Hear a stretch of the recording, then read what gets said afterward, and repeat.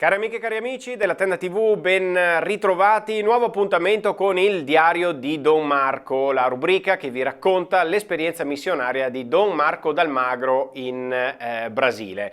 Per chi non lo sapesse, Don Marco è un sacerdote fidei donum della diocesi di Vittorio Veneto che da un paio d'anni sta prestando il suo servizio nella parrocchia di Tagnaçu all'interno della diocesi di Livramento, appunto, in Brasile. Per chi ci segue con assiduità ricorderà che l'ultima puntata del diario ha visto la partecipazione, la presenza proprio qui nei nostri studi di Don Marco d'Almagro, perché era reduce da un breve periodo di vacanza qui nella diocesi di Vittorio Veneto, nel suo paese d'origine. Ora invece è tornato ovviamente in Brasile e noi siamo pronti ad aprire il collegamento con lui. Collegamento però che si apre subito così d'emblée con una sorpresa, Don Marco.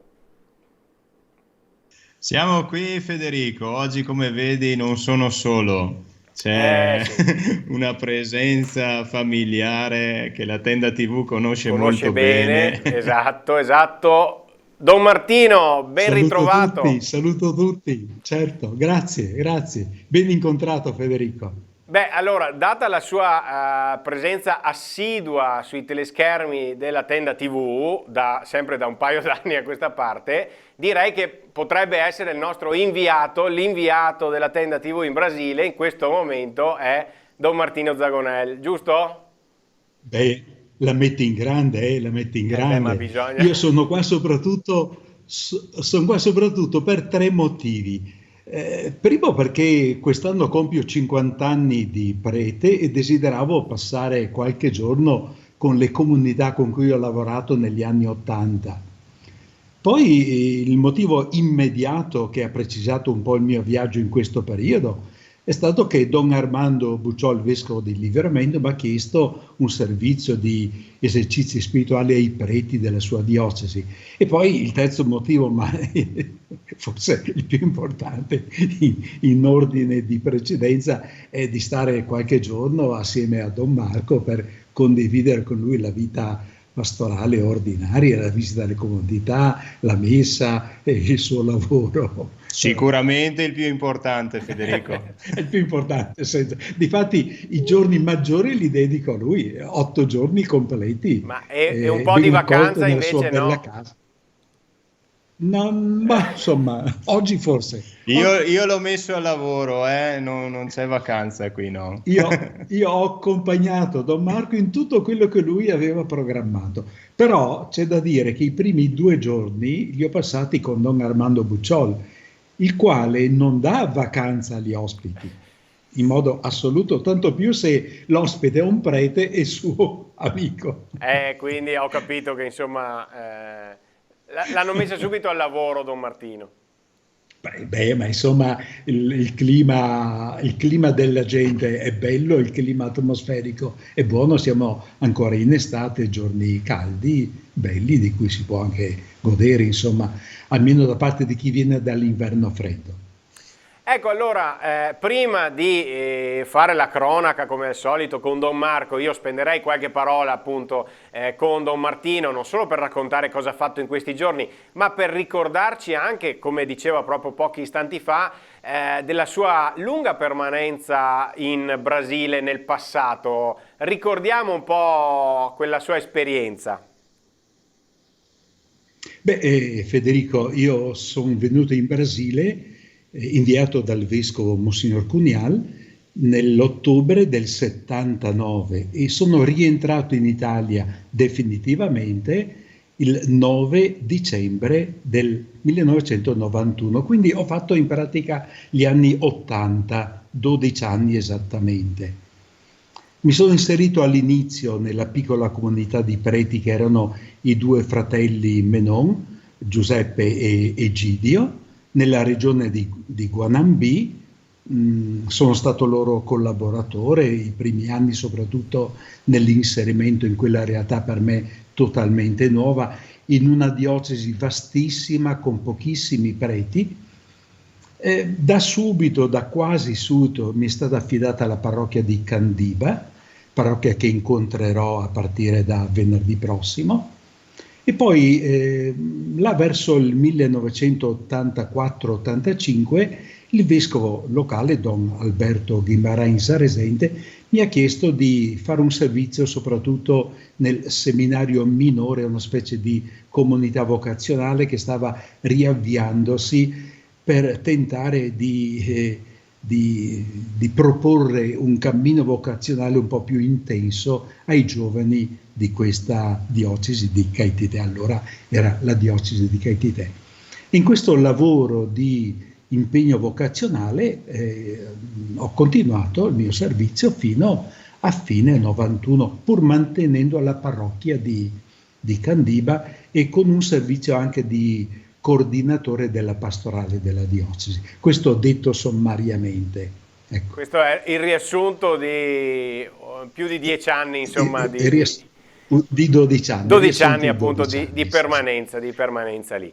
Per cui la mia gioia dei prossimi giorni di poter incontrare sia i seminaristi diventati preti, farò un incontro con loro a Brumado il giorno 5 aprile, sia le comunità con cui ho lavorato, soprattutto di Candiba, di Pilois e un po' di Guanambi. Beh, ma intanto allora è già da qualche giorno, qualche settimana, insomma, che sta respirando così l'aria brasiliana. Quali emozioni ha provato quando ha messo piede in terra brasiliana? Beh, guarda, l'incontro con la gente è sempre un incontro che rivitalizza, perché il popolo brasiliano, ma in particolare il baiano, è un popolo caldo, affettuoso, accogliente, con cui è facile ed è immediatamente possibile avere una relazione semplice, fraterna, amichevole. Poi facilitato dalla lingua, le cose sono ancora più possibili, insomma. Poi accompagnando Don Marco ho potuto anche constatare come lui sia amato, voluto bene dalla gente, stimato per il suo lavoro preciso ma anche molto paziente. Difatti colgo in lui queste due qualità di determinazione ma anche di grande pazienza nel portare avanti quello che si propone e che condivide con i suoi collaboratori. Insomma, Don Marco, occhio poi, perché Don Martino controlla e poi riporta qui a Vittorio Veneto. Sì, quindi ma l'ho pagato per dire questo. Comportati bene ancora per qualche giorno. Ci siamo detti tante cose in questi giorni, viaggiando e chiacchierando insieme. Poi ovviamente si colgono anche tutti i problemi che il Brasile, la Bahia, le comunità cristiane seguite dai preti qui della Bahia di Livramento, ma anche di Caetité, devono affrontare. I problemi di fondo sono emersi anche in una bella chiacchierata fatta con i preti di Livramento dopo gli esercizi spirituali, dove facevano emergere soprattutto alcune fatiche di carattere pastorale. In pratica la nuova evangelizzazione è una sfida anche in questa realtà, perché i social media veicolano una cultura che in qualche modo è identica in ogni parte del mondo, tendenzialmente post-cristiana, dove la persona, l'individualità è esaltata, e qui anche la dimensione religiosa è usata per dei progetti un po' originali, è un fai da te, insomma. Per cui la grande sfida è mantenere vivo lo spirito comunitario dentro una cultura tendenzialmente individualistica. Anche qui c'è la stessa sfida che c'è anche in Italia, tra l'altro. Quindi diciamo che le problematiche sono le stesse, sono affini, sì. Ecco. Ma l'ho proprio constatato parlando con i preti di Livramento al termine del loro ritiro. Erano 21 preti con cui abbiamo fatto una bella lunga chiacchierata sulle sfide pastorali di questo momento. Per cui li ho anche un po', come dire, incoraggiati, di senso di dire: guardate che sono le sfide che anche noi in Italia stiamo affrontando, pur in condizioni di organizzazione e di storia differenti rispetto a voi. Certo. Sì. Passo la palla a Don Marco. Don Marco, allora, ci ricordiamo l'estate scorsa la visita del vescovo Monsignor Corrado Pizziolo che ha animato diciamo, l'estate di Tagnassù, l'abbiamo ampiamente documentato. Adesso la visita di Don Martino Zagonel, il vicario generale della diocesi di Vittorio Veneto. Insomma, sei stato per tanto tempo isolato a causa del Covid e di tutte queste cose, ma adesso ci stiamo un po' rifacendo, ecco. Sì, sì, sì, sì, è bello. Voi sapete che la visita del vescovo ha creato molto entusiasmo e ancora il ricordo è vivo. E quando io presentavo Don Martino, dicevo che era il vicario generale, ma quando dico è il vicario generale si capisce che è una cosa importante, ma io dico sempre significa che è il vicevescovo. Allora loro capiscono subito e parte l'applauso e c'è tutta la... Sì, qui vedete Don Martino, l'ho messo sotto a predicare visto che la lingua ancora se la ricorda molto bene e quindi sempre abbiamo celebrato insieme, certo. Don Martino dice una parola, lo presento, eccetera. Quindi è anche molto bello e le comunità si sentono onorate di avere la presenza, di aver avuto quella del vescovo, adesso del vicario generale. Si sta creando sempre di più questa amicizia tra Tagnassù e Vittorio Veneto che è molto bella, insomma. C'è un legame così che si sta instaurando giorno dopo giorno, possiamo dire, no? Certo, sì, sì, sì, sì, sì. Si sta creando questa amicizia, vedono questi preti. Tra l'altro devo aggiungere una cosa, Federico, che ti farà piacere. Una signora l'altro giorno ha detto a Don Martino: io sapevo che l'avevo già vista da qualche parte e adesso mi è venuto in mente dove? In un link su YouTube io ho seguito una spiegazione del Vangelo che lei ha fatto. È stata molto simpatica questa Quindi questo scenetta. Vuol dire, Don Martino, che le orme del maestro arrivano fino a lì. Fino in Brasile. Il maestro arriva dando le sue orme anche qui. Esatto. Ci fa piacere, ovviamente. Salutiamo anche la signora. Certo, come si chiama la signora? Grazieni. Bene, allora la salutiamo. Siamo stati nella sua casa proprio l'altra sera a celebrare la messa e a festeggiare insieme un momento comunitario. Molto bene, molto bene, molto bene. Allora, Don Marco, se sei d'accordo, iniziamo a passare un po' in rassegna quelle che sono gli scatti, le foto che ci hai inviato, ok? Torniamo un po' indietro nel tempo perché appunto, come dicevo prima, l'ultima puntata eri ancora qui tra di noi a Vittorio Veneto. Era in gennaio. Era in gennaio, esattamente. E adesso andiamo a vedere un po' di immagini che ci hai inviato. Qui dove siamo? Qui siamo in una comunità, si chiama Riachão dos Borges, e quelli che vedete sono i ragazzi, i giovani, adulti che hanno fatto la cresima. Qui stavamo facendo il ritiro in preparazione alla cresima, abbiamo fatto tutta la mattinata, qui vedete che alla fine della mattinata i catechisti hanno preparato anche un pranzetto fatto così al volo. Non c'era altro spazio dove stare, quindi ci siamo messi in chiesa, però è stato un momento bello, come vedete erano tutti abbastanza grandi e quindi è stato anche un momento profondo di condivisione, di riflessione, è stato molto bello e dopo, alcuni giorni dopo, loro hanno ricevuto la cresima proprio là nella comunità, Don Armando è venuto e hanno ricevuto la cresima lì. Bene, procediamo e adesso andiamo a vedere invece dei matrimoni. Qua abbiamo dei matrimoni, una cosa che noi in Italia non siamo abituati tanto, ma qua sta succedendo adesso che è finita un po', tra virgolette, finita la pandemia. Abbiamo celebrato più di uno, questo è il primo matrimonio comunitario. Ma quanti sono? Come vedete sono? Ci sono più. Non mi sembra che sono 7 coppie. come vedete c'è qualcuno vestito elegante col vestito da sposa, c'è qualcuno in jeans e maglietta, è un po' simpatica la cosa, però questi si sono sposati tutti insieme nella stessa celebrazione e è stata così una bella esperienza anche per me, nuova. Se ricordate, già avevo fatto un matrimonio comunitario un po' di tempo fa, però questo era un po' più solenne, un po' più ben preparato, perché la pandemia ci ha lasciato un po' più spazio e quindi siamo riusciti a prepararci bene, e quindi c'erano queste coppie pronte. Ecco, Qui qui sta invece, passando la fotografia di quei cresimandi che abbiamo visto prima, che hanno fatto il ritiro.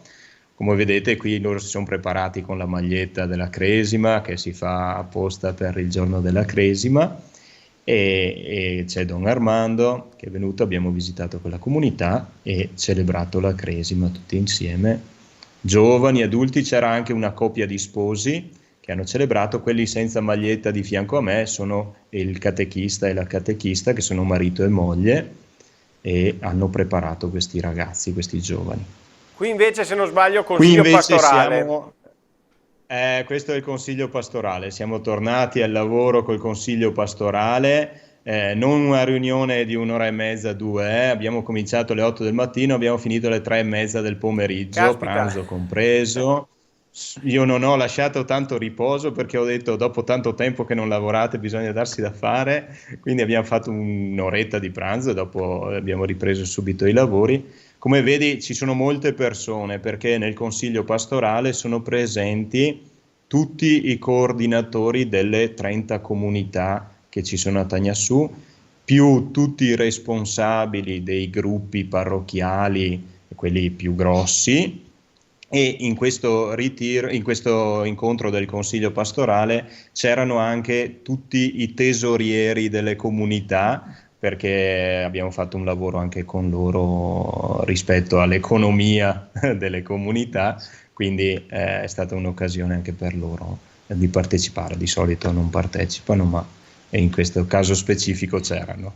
Quindi diciamo che riprendono i lavori del consiglio pastorale Riprendono, dopo. sì, lì abbiamo preparato tutto il cammino della Quaresima, abbiamo visto queste necessità economiche delle comunità, abbiamo visto un po' il cammino di tutto l'anno, le cose più importanti, già abbiamo fatto il programma, e alcune necessità che c'erano pastorali, alcune indicazioni liturgiche per conformare un po' le celebrazioni di tutta la parrocchia e viverle allo stesso modo. Insomma, è stato un lavoro intenso. Sì, Ma sì. le foto che stiamo per vedere, invece, queste sì sono curiose e io voglio che tu vada a commentarle. Sei salito Questa in è stata, cattedra? mamma mia, una cosa. Tu non sai la paura che avevo, perché questo è stato un incontro con tutti i professori. Qui all'inizio dell'anno, prima che cominci l'anno scolastico, i professori si riuniscono per un momento di riflessione e approfondimento. E questa era la pre-giornata pedagogica, e dopo hanno fatto una giornata pedagogica con tutti i professori del comune, organizzata proprio dal comune. Ma questa era per questa scuola, la scuola di Sussuarana, e mi avevano chiesto di fare un intervento aiutando i professori a riflettere un po' sul ritorno alla scuola in presenza dopo tanto tempo di pandemia. Era più non tanto per insegnare ai professori come si fa ai professori, perché non so come farlo, ma era più dare un coraggio, dare un po' di speranza, e loro hanno pensato di chiedere al sacerdote. Io l'ho detto subito a loro: guardate che io non sono mai stato professore e mai lo diventerò, penso, e non ho mai parlato ai professori, e soprattutto insegnare ai professori in una lingua che non è la mia non è così Sì. facile. Loro sono scoppiati a ridere e mi hanno detto: no, ma guarda che tu con questo accento un po' italiano, tutti ti hanno ascoltato, non ti preoccupare. Non lo so, però insomma è stata un'esperienza bella anche confrontarsi con i professori, vedere che anche loro hanno delle preoccupazioni, delle paure prima di cominciare, vedere che insomma, infondere un po' di speranza, dare un po' di tranquillità anche a loro era necessario. È stata un'esperienza interessante, insomma, al di là del fatto che è una cosa che generalmente in Italia non succede, è mi hai difficile che levato... invitino un, sì, un prete a fare un incontro ai professori. Qui invece il sacerdote ha la sua rilevanza sociale, diciamo così, e è stato questo bell'invito che è stato interessante, insomma. Questo incontro. Bene, allora proseguiamo e qui abbiamo un altro matrimonio, se non sbaglio. Un altro matrimonio in un'altra comunità, questa è la comunità di Torta, e anche qui c'erano, mi sembra, 6 coppie o 7, non ricordo più, e anche qui l'abbiamo preparato con un po' più calma, siamo riusciti a celebrare bene, è stato un bel momento perché c'erano coppie che stavano aspettando da tanto tempo, non erano riuscite, problemi con i documenti, insomma abbiamo corso un po' dietro a questi problemi burocratici e dopo è stato un momento di allegria per loro riuscire a sposarsi insieme, a festeggiare insieme, insomma. Molto bene, proseguiamo e abbiamo delle foto che fanno riferimento invece, se non sbaglio, a un appuntamento diocesano.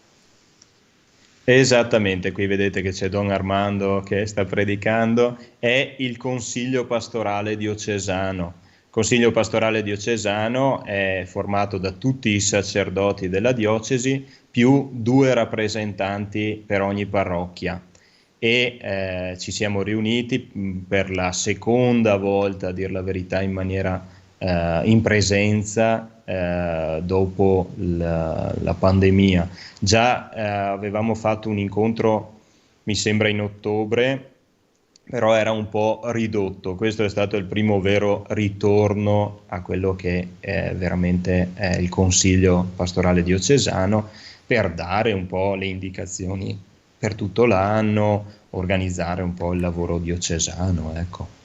Don Marco, facciamo un brevissimo inciso anche perché l'hai citato anche tu prima. Situazione pandemia lì adesso è tranquilla? Perché Sì, poi per a il cascata momento, ovviamente tutte le attività vanno di pari passo. certo, sì, sì, sì.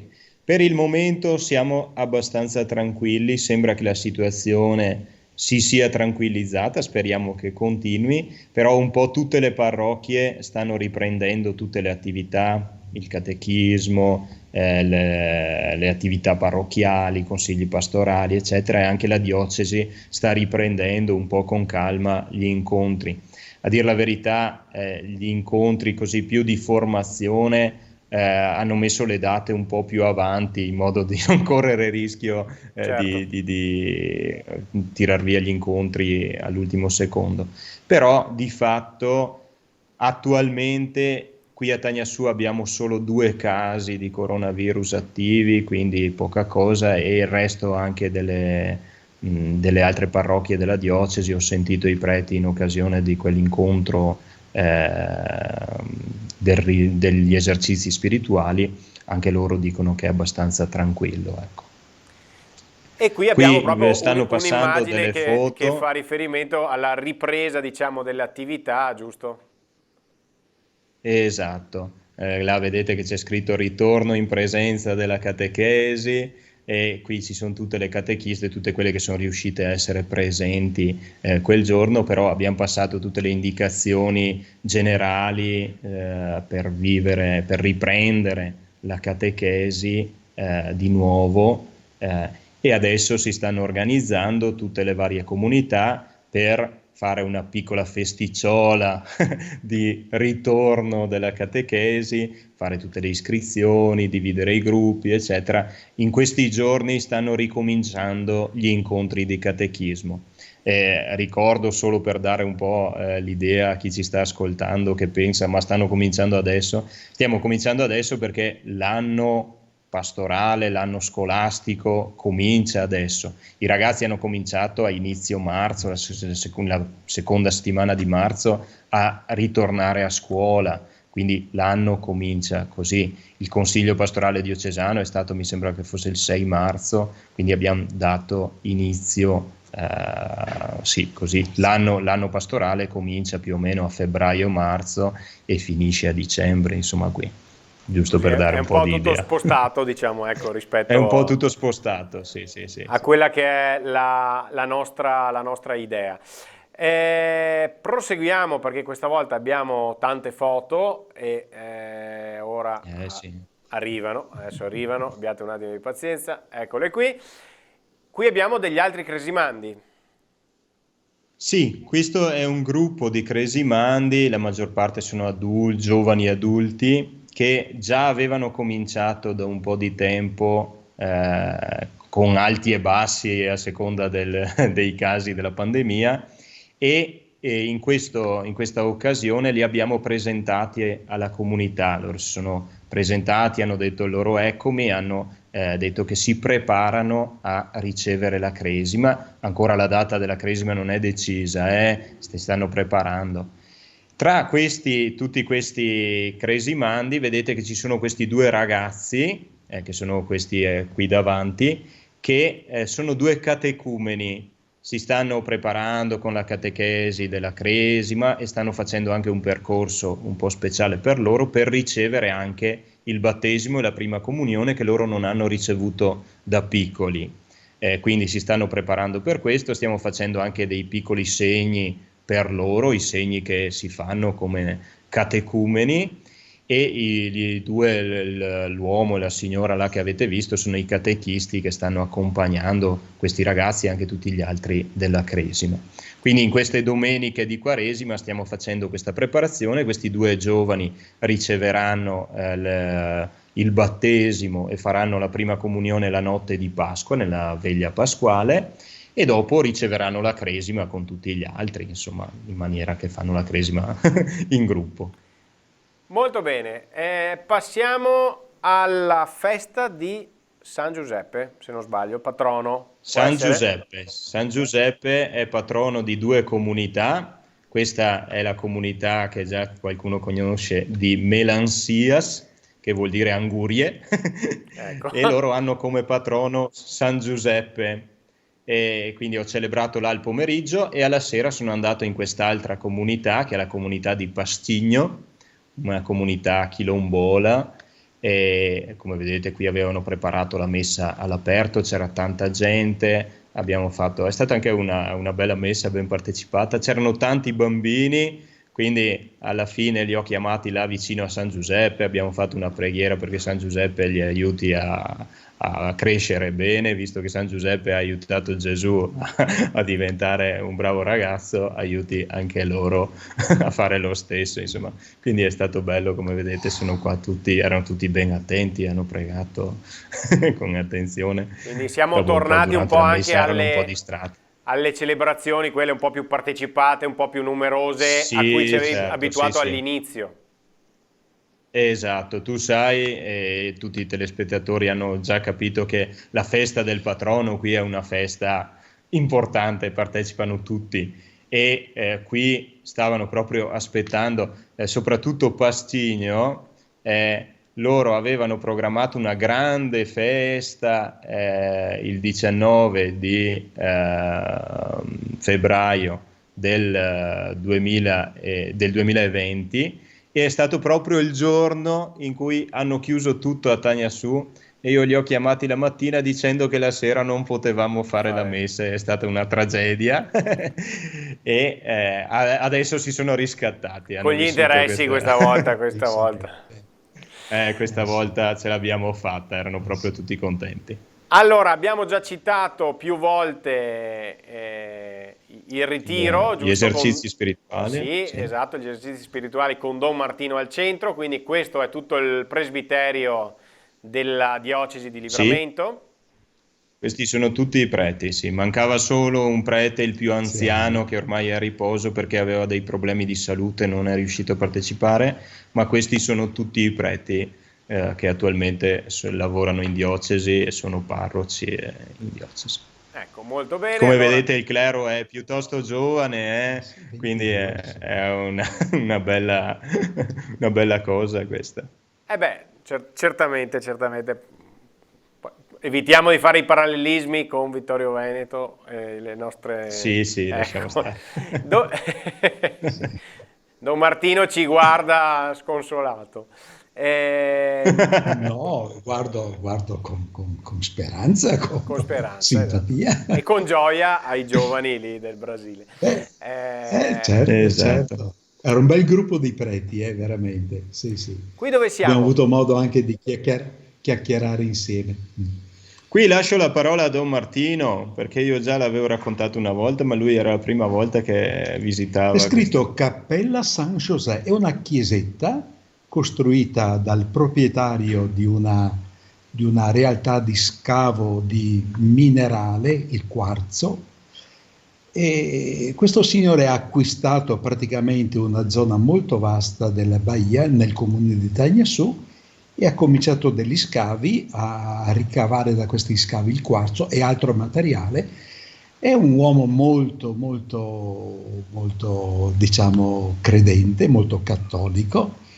Ogni volta che viene, perché abita in Minas Gerais, viene, telefona al parroco e chiede se è possibile celebrare la messa. E nell'occasione siamo andati insieme, abbiamo celebrato insieme la messa e dopo la messa una breve colazione e poi la visita accurata a tutta la realtà lavorativa della sua azienda mineraria.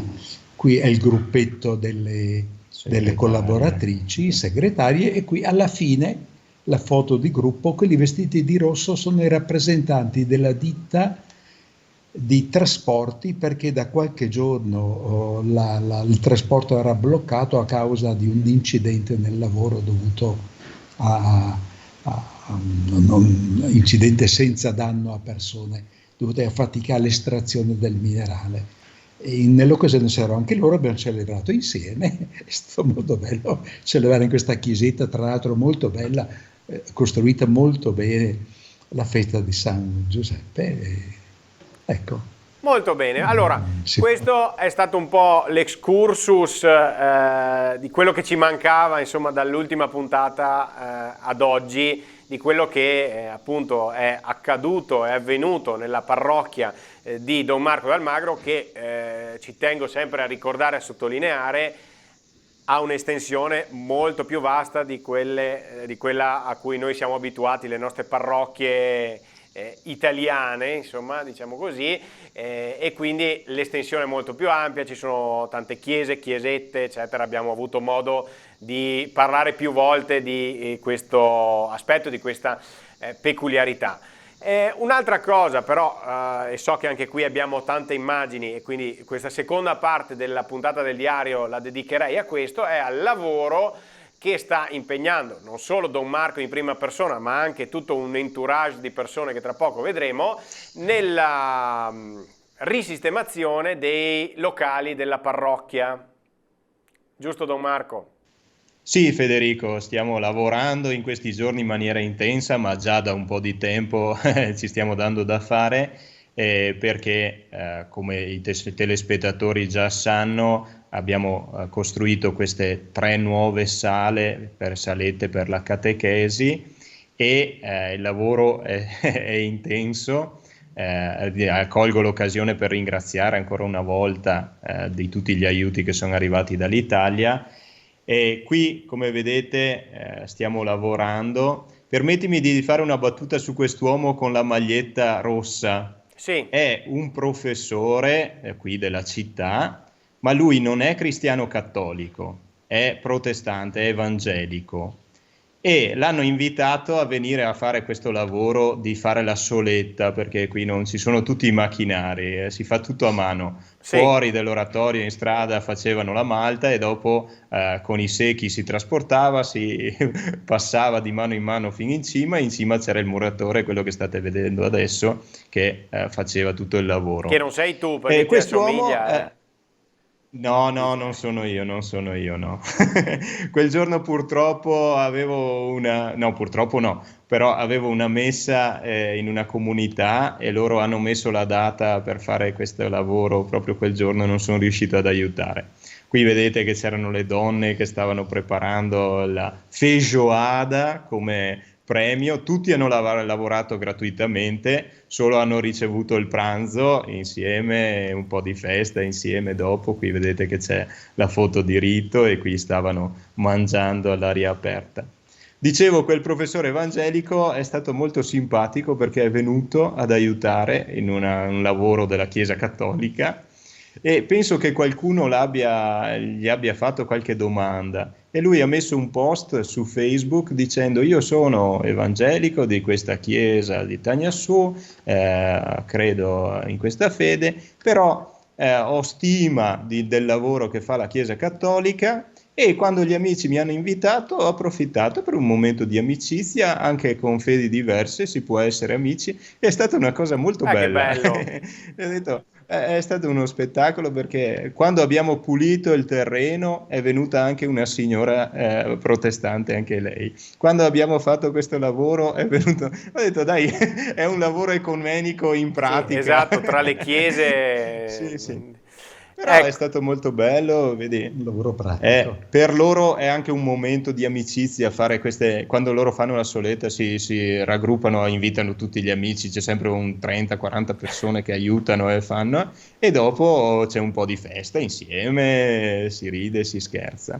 E dopo vedete che i lavori hanno continuato, qui si vede un po', le foto rendono quel che rendono, ma qui c'era il nostro elettricista che stava preparando tutto l'impianto elettrico che è quasi pronto. Come vedete non ci sono canalette eccetera, ma insomma è tutto in piena sicurezza, potete stare tranquilli. Ecco. Un po' alla volta hanno preparato tutto, la parte elettrica già praticamente è pronta, solo rifinire le ultime cose quando le stanze saranno finite. E già hanno cominciato a fare altri lavori, come ecco qui vedete il gesso, quindi il controsoffitto di gesso. Anche qui sono arrivati una squadra di 5-6 operai, si sono messi a lavorare, è stato simpatico. Tra l'altro era proprio il giorno in cui Don Martino era qui, era arrivato qui, è venuto anche Don Armando per prenderlo, quindi abbiamo approfittato per dare un'occhiata ai lavori. E come vedete procedevano ben Comunque spediti. devo dire che insomma sì, da quando abbiamo così salutato con soddisfazione questa iniziativa, sì. Sì, noi stiamo premendo sull'acceleratore, qua non c'è tempo da perdere. C'è stato un po' di pausa quando io ero in Italia perché alcune cose bisognava deciderle insieme, ma come vedete già il muratore ha fatto le malte. Ci sono anche delle foto, eccole qua, del tetto che già è fatto, è pronto e quindi siamo a buon punto, sempre le rifiniture sono sempre un po' lunghe, però ce la faremo. Io spero che in breve riusciremo a mettere dentro i ragazzi del catechismo che per il momento dovranno cominciare con le sale vecchie. Possiamo ipotizzare così più o meno per quando potrete fare il taglio del nastro? No, non mi sbilancio, no. Okay. Non mi sbilancio. Però spero al più presto. Sicuramente io faccio conto che prima della festa della patrona, che sarà il 30 di luglio, deve essere tutto pronto, ma spero anche prima, insomma, ecco. Ecco, allora chiedo a Don Martino, lei ha potuto vedere proprio così, toccare con mano questa che è una fervente attività lì nella parrocchia di Tagnassù, nata quasi per scherzo, possiamo dire, per opera di... No, nel senso che con Don Marco all'inizio ha detto ma vediamo, ci proviamo, chissà se... E poi le cose si stanno concretizzando e direi molto bene. Certo, io l'ho vista il giorno stesso che sono arrivato e poi l'ho rivista 2 o 3 giorni fa. Intanto ho visto un'opera in piena evoluzione. Poi domenica abbiamo avuto modo di entrare nel salone parrocchiale e vedere l'iniziativa di avvio dell'attività catechistica, soprattutto con l'iscrizione al catechismo da parte dei genitori, iscrizione dei propri figli. Quindi quella struttura, quell'oratorio, diciamo, è veramente il cuore pulsante della parrocchia, dove avviene la catechesi, vengono delle feste anche di compleanno, feste anche per incontri, per attività varie. E ampliare il servizio con 3 sale di catechesi fatte bene, con la possibilità anche di ingrandirle quando fosse necessario, è stata credo una scelta molto indovinata. Poi ho colto anche molto entusiasmo, molto senso di appartenenza a una comunità, perché il bello di queste opere è che stimolano il senso di appartenenza a una comunità. Il fatto di lavorare tutti insieme gratuitamente per un lavoro così pratico, sia nel costruire sia come nell'avvio della catechesi, dice il senso di appartenenza e lo fa crescere tra le persone. Una realtà molto bella, molto positiva. Tra l'altro, quella stessa domenica io ho concelebrato la messa, quella messa in cui c'erano appunto i cresimandi con la consegna del credo. La chiesa era gremitissima di gente, tutti regolarmente con mascherina, ma secondo le regole non c'era spazio per il distanziamento. E uomini, donne, giovani, bambini, preceduta la messa anche da un momento di confessione per la quale mi sono reso disponibile, ma per dire, ecco, dà il segno di una comunità che c'è, che vuole partecipare, anzi vuole riprendere il cammino dopo una pausa troppo prolungata a causa della pandemia. Sì, questo posso dire in verità. Certo. Allora, siamo quasi in chiusura perché qui i minuti corrono e passano. Allora, abbiamo fatto una bella panoramica, a mio avviso, su quelli che sono stati le ultime settimane, gli ultimi mesi, culminati poi appunto con la visita di Don Martino Zagonel, che ancora per qualche giorno si fermerà lì, e poi arriva Pasqua anche, Don Marco. Sì, ci stiamo preparando proprio in questi giorni, definendo le ultime cose per la Settimana Santa. Rimanete connessi perché la Settimana Santa, e questa è la prima Settimana Santa seria fatta bene del post pandemia, sì. E quindi ci sarà da scoprire cose nuove. Io non nascondo che anche per me ci sarà qualcosa di nuovo, perché mi parlano di processioni, di cose che non ho mai sentito nominare, e quindi che non siamo mai riusciti a fare fino ad ora. Vedremo, siamo reduci di 2 settimane sante chiuse praticamente totalmente, celebrate solo con pochissime persone e con i riti ridotti all'osso. Quest'anno riusciremo a celebrare in pienezza tutto, e quindi già ci stiamo organizzando per celebrare in uno spazio aperto la Domenica delle Palme, perché sicuramente ci saranno tante persone. Stiamo organizzando bene anche la vigilia pasquale, dopo ci saranno delle processioni il venerdì santo, quindi non vi anticipo tante cose, ma rimanete connessi e vi terrò aggiornati.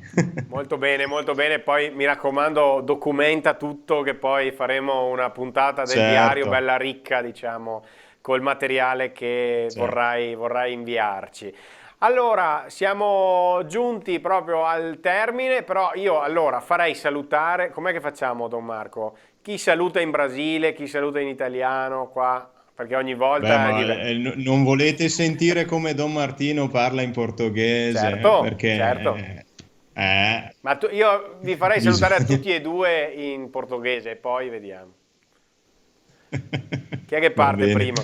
Agora, eu quero só dizer isso, que gostei muito de estar aqui na Bahia, nos trabalhos que me foram confiados, e estou na espera da visita das comunidades em que trabalhei nos próximos dias, no mês de abril. E a todos quero dar uma saudação muito cordial, muito afetuosa, E até mais. Eu voltarei à Itália, se Deus quiser, como aqui o povo diz, se Deus quiser, o sábado antes do domingo de Ramos. Uno, minha saudação de Padre Martinho, que nos deu a honra de estar aqui conosco. O povo ficou muito feliz e agradecido para ter o vice-bispo, depois do bispo, também o vice-bispo aqui. Tudo de bom para todos e até mais.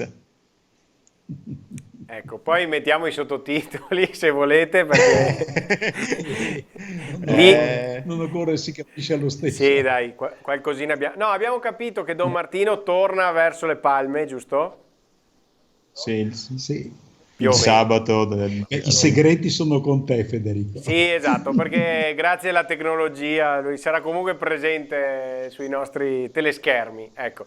Allora, la prossima settimana con le orme del maestro. Scherzi a parte, grazie a Don Martino Zagonel per essere stato in nostra compagnia da remoto questa volta e grazie a Don Marco D'Almagro come al solito. Ci mancherebbe, è un piacere sempre. Un caro saluto a tutti e ancora un ringraziamento a tutti quelli che mi accompagnano con la preghiera, con gli aiuti e con tante cose, ecco, messaggi. In ricordi, chiusura facciamo un saluto eccetera. anche appunto a quelli da qui che ti seguono, ecco, sì, giusto. Certo, sì. Un caro saluto a tutti. Un cordiale saluto a tutti. In questi giorni sono arrivati anche saluti a mezzo Don Martino, che chi sapeva che era qui ha mandato qualche messaggio, eccetera. Quindi ci siamo tenuti in contatto anche in maniera più intensa con Vittorio Veneto. Molto bene, allora ci risentiremo comunque per farci gli auguri di Pasqua e poi per un report dettagliato della settimana santa e delle celebrazioni pasquali. Grazie ancora una volta. Ciao. Io chiudo il collegamento con il Brasile, grazie a tutti voi per averci seguito, grazie a Don Martino Zagonel e a Don Marco D'Almagro per aver trovato il tempo per collegarsi con noi. Con il diario di Don Marco vi do appuntamento alla prossima puntata.